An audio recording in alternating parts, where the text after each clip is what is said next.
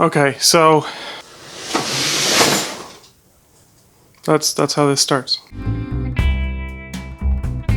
I don't really have time to edit this, but I'm gonna do it anyway. Yes, everything looks different. Different apartment.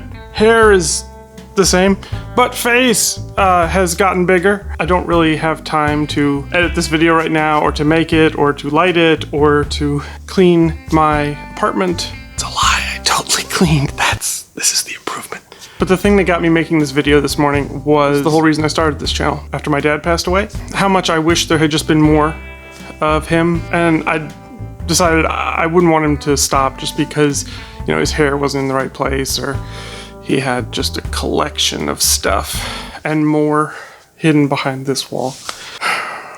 So there's a video I'm eventually gonna make called Everything I Learned About Business I Learned from Playing Monopoly. And that's true. But I want to touch on one thing that I learned, which is about the power of tiny compounding benefits. I don't even have index cards today. This is how fast this is. Okay, two people are playing Monopoly. One has bought up some of the railroads, bought some of the properties on that first row, the cheap row. They're adding some houses when they can, but they don't have them yet. They still have a little bit of money. They're just kind of eking it out. The second person, out of money, but both of the biggest properties on the board, hotels on both of them, ready, waiting for you to just land on them. Who's gonna win that game? Let me give you an example with a role-playing game. So imagine flipping over to the new year. We're leveling up, okay? And now you get a chance to decide how are you gonna improve your character with this new level. Are you going to get 25% stronger? Are you gonna get 25% more clever? Or are you gonna stay the same, but you'll learn things 10% faster? Now, depends on your goals, right? Like maybe you wanna be strong, so you're like, I need to get 25% stronger. Or you wanna, be clever, so I'll be 25% more clever. I wouldn't say that's the right choice. If you ask me, the right choice is C. Stay the same, but you learn everything 10% faster. Now why? Nothing really seems different, right? You don't feel different, but little by little, in the background, where you don't even notice, things are getting just a little easier, 10% easier. And the next week, just 10% easier. And the week after that, just 10% more. And over the course of that year, by the end of it, you realize you're doing things 100% easier than you were at the beginning of the year. And it didn't seem like you ever were working that much harder. That's what I mean by tiny compounding benefits. Little changes that just build on each other bit to bit.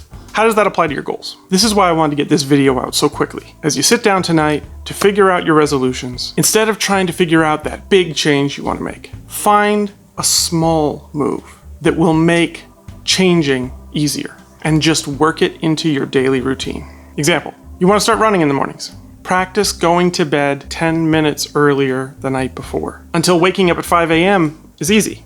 Then start running. You want to knit a sweater? The first thing you should do is go down to a thrift store and find a backpack that fits your knitting needles and keep them with you all the time. You want to make some enormous, huge life change that's going to impact you for decades? Focus on spending time with your friends and your family. Focus on eating enough. Focus on getting enough sleep. Focus on the small things you can do to get you what you need so that you can do what you want to do. This all ties into something bigger that I've been thinking about. And I think it's the key to doing anything important or useful. Plan big, but think small. You want to write a novel? No one has ever written a novel. People just wrote 400 words a day until one day they look up and they go, wait, do I have a novel now? You want to lose weight? Again? No crash diets, no extreme workouts. Find one healthy, delicious meal that you could eat over and over and over again and eat it 3 times a week. Secondly, after you plan big and after you think small, celebrate them like they are huge things, because they are. Because they are the actual moves that will bring you where you want to be. This is hard because it feels like they should not be celebrated. That's why you should celebrate it all the more. This is the faith of small moves. It takes faith because you will not see the changes happening. But remember, a big move is pushing a boulder off a mountain. Small moves grind the mountain to dust. So the question is, do you have the courage to do less than you can more often? I gotta edit this now. Have an awesome new year. Be safe, kids.